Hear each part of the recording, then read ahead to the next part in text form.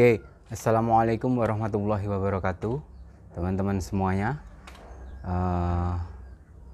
Semoga teman-teman dalam keadaan sehat walafiat, masih tetap semangat mengikuti perkuliahan manajemen strategik. Di minggu ini materi kita seperti yang tertulis di dalam silabus itu adalah internal assessment atau pengukuran aspek internal perusahaan.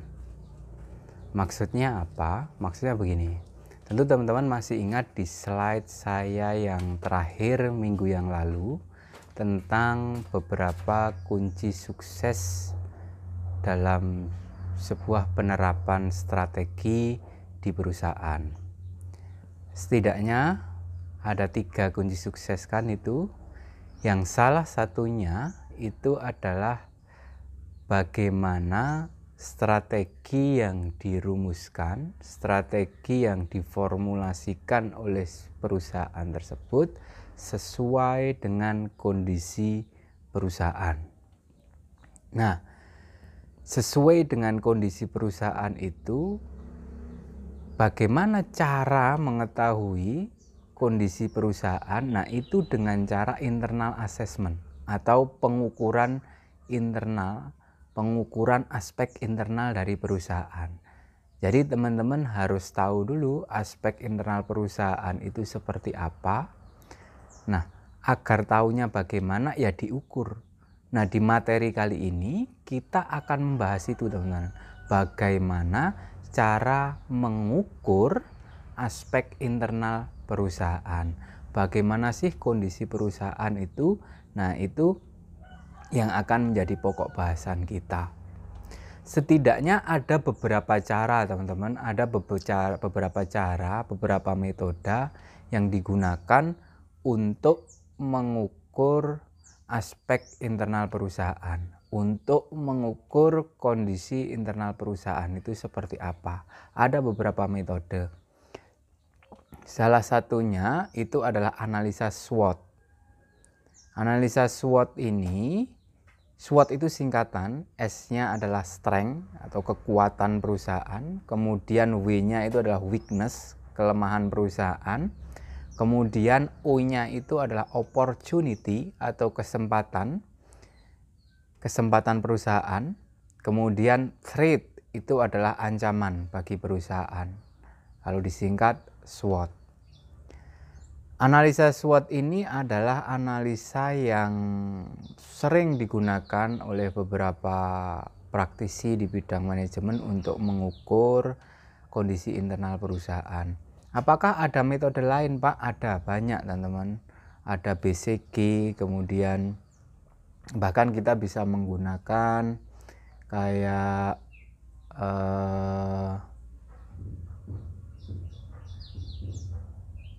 bisnis model kanvas, kita juga bisa gunakan untuk walaupun memang bisnis model kanvas itu sebenarnya untuk merumuskan model bisnis, tapi sebenarnya bisnis model kanvas itu juga bisa digunakan untuk mengukur internal perusahaan. Tapi begini, di materi internal assessment ini kita akan fokus pada analisa SWOT. Jadi kita akan membahas materi tersebut secara khusus dengan analisa SWOT. Tapi sebelum saya berbicara lebih lanjut tentang teknis, mekanisme, aplikasi atau penerapan analisa SWOT, saya meminta teman-teman semuanya untuk melakukan resume, untuk melakukan peringkasan materi terkait analisa SWOT. Jadi nanti setelah video ini saya kirimkan dan teman-teman menyimak video ini, sesegera mungkin teman-teman kemudian mencari referensi tentang analisa SWOT. Ya. Kemudian resume itu nanti teman-teman ketik dalam format Microsoft Word, dikasih nama, dikasih NIM, kemudian dikonversikan dalam format PDF dan dikumpulkan ke ketua kelas, Baru setelah terkumpul semuanya, ketua kelas mengirimkan ke email saya, gitu ya.